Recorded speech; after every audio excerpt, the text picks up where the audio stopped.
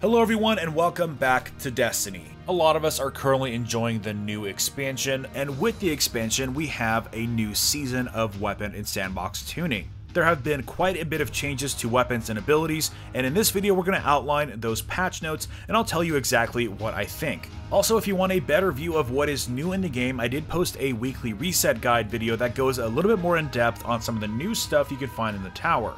And as always, a link to that video will be down below. Aside from that, let's take a closer look at Destiny 2 Update 1.1.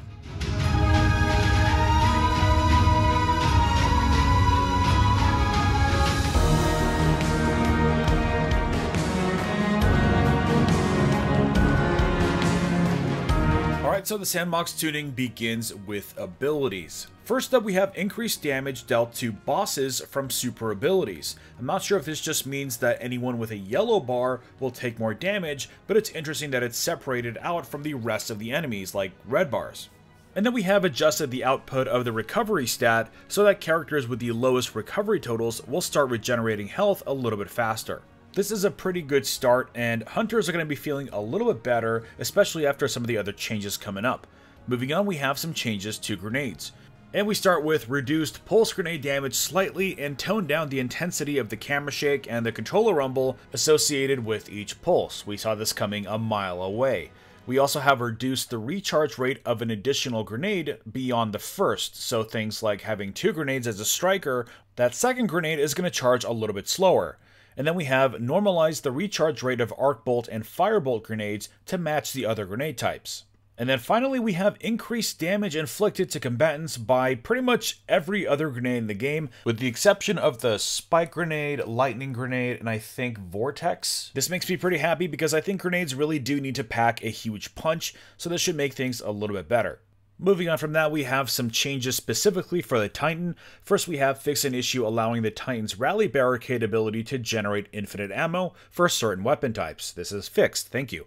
Fix an issue allowing players to chain Fist of Havoc ability indefinitely. I wasn't aware of this glitch, but I guess I'm glad it's fixed. And then we have decreased the distance traveled in air with the shoulder charge ability when it is executed without a target. So this basically means that if you want to shoulder charge just to kind of move forward quickly or to maybe course correct, it's going to be less reliable, and I noticed this right away. It was pretty unforgiving. I'm not really sure why they decided to do this.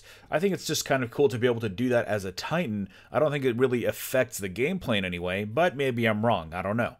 Next, we have a lot of changes to the Sunbreaker, which should make it a much more attractive choice. First up, you get more hammers during Hammer of Soul. That should make things a little bit better. They've also buffed a couple of the other abilities, so overall it should feel a lot more powerful. Next up, we have some changes to the Hunter. Arcstrider Dodge now briefly breaks tracking. I'll have to play around with this to see exactly how much this affects your actual combat, but hopefully it'll make Way of the Wind a little bit more popular. The base duration of Golden Gun is now the same for both paths, so this means no matter whether or not you have the 6-shooter perk or not, you're going to have the same amount of time to get the shots off. This might actually make 6-shooter a little bit more popular, but then again you are trading away precision damage. Next up, we have Shadow Shot now suppresses targets immediately on direct hits. Funny enough, this was a problem in Destiny 1 that they were able to fix in Destiny 1, so I'm not sure why it wasn't there at Destiny 2's launch, but I'm glad it's fixed. And then finally, we have an increase to the amount of time available to fire arrows while using Mobius Quiver. I tend to stay away from the Mobius Quiver path. The other tether is just so much more effective, but this might make it more popular in PvP. Next up, we have some changes to the Warlock. Explosive rounds no longer receive bonus damage from Empowering Rift. This is a bit of a shame. And then we have the Heat Rises perk no longer triggers on destructible objects. An update to the Devour perk description to correctly indicate the ability is triggered on kills. And then the Nova Bomb created by the Cataclysm upgrade maintains its initial speed for longer before slowing down.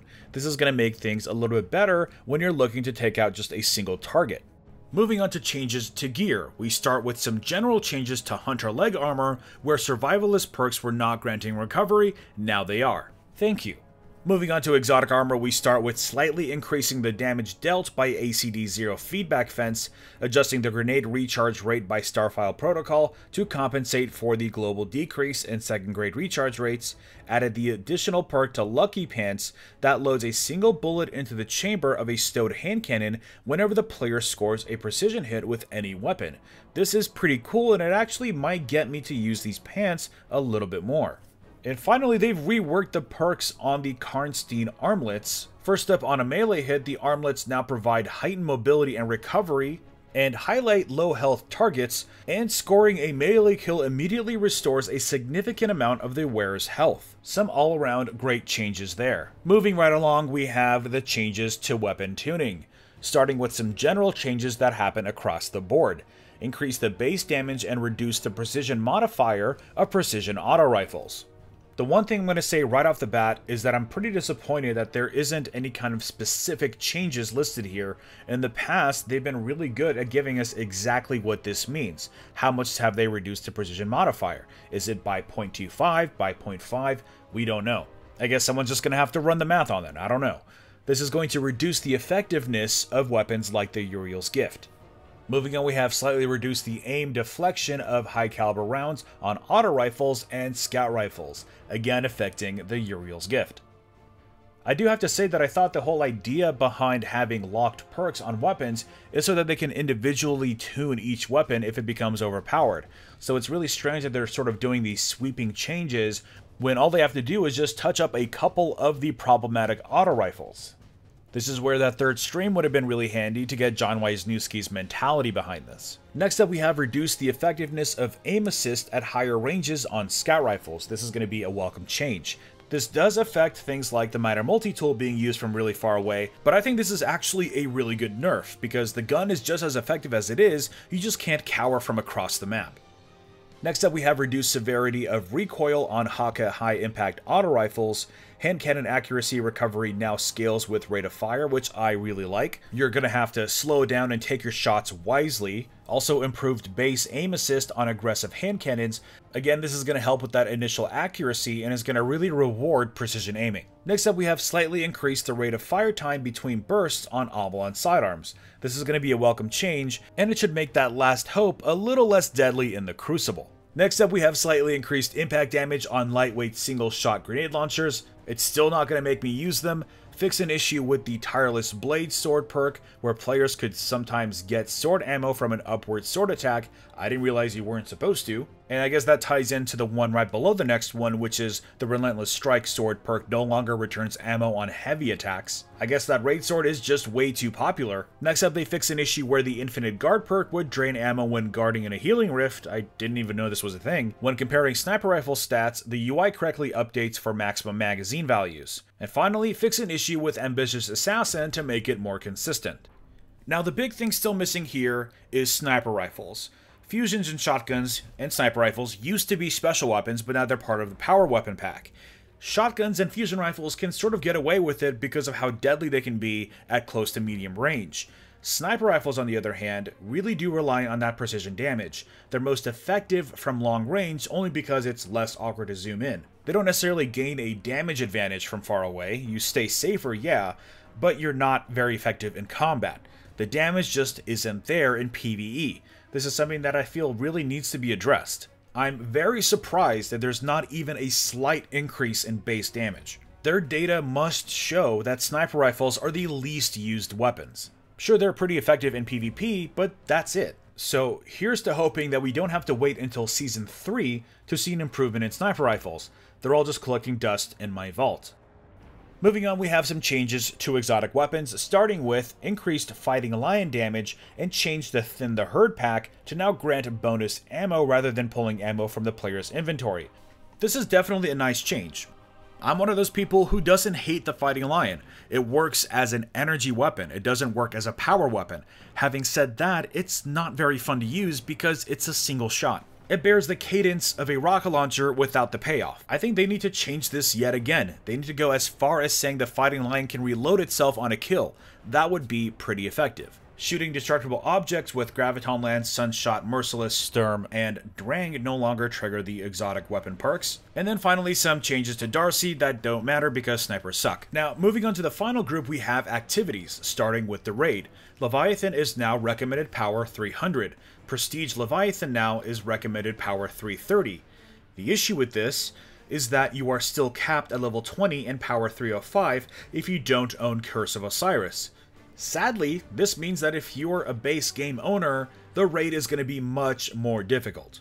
But at least a long time ago, I made peace with the fact that if I'm playing Destiny for the long term, I'm going to have to pick up every single expansion. So I would suggest you do the same or plan accordingly. Next up, they fixed the exploit in the Callous encounter, and then they fixed an issue where raid keys could be removed from inventory when players create a new character.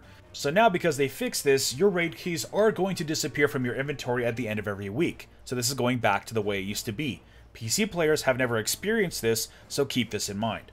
Be sure to use your raid keys before the reset or you will lose them.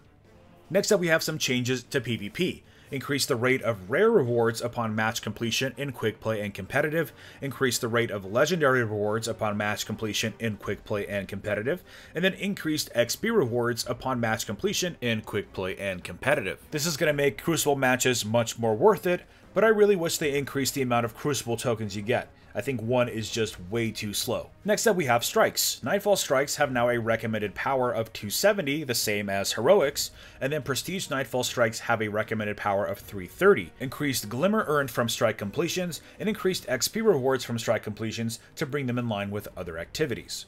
Sadly, no strike exclusive gear yet, but we do have that new milestone that gives you powerful gear for completing 3 Heroics, so there's that. Finally, we have public events. Reduce the XP rewards from some public events to bring them more in line with other activities, reduce Glimmer earned from some public events to better balance them with their counterparts, reduce the rate of rare rewards to bring them more in line with other activities, and increase the rate of legendary rewards from public events for level 20 and beyond. For the most part, I'm okay with this, although I do think it's going to also impact how often you get exotics. Hopefully it's not too drastic. So yes, public events do give you 2 tokens and a blue, although the last public event I did, it didn't even give me a blue. So I think what this will do is re-incentivize some of those other activities like Lost Sectors and Adventures. Aside from that, they just had a ton of fixes in the game, so if you want to read the full patch notes, I'll leave a link to it down below. So let me know in the comments below what you think of these adjustments to abilities and weapons, drop a like if you enjoyed this video, and subscribe for more Destiny content. And I will see you all next time.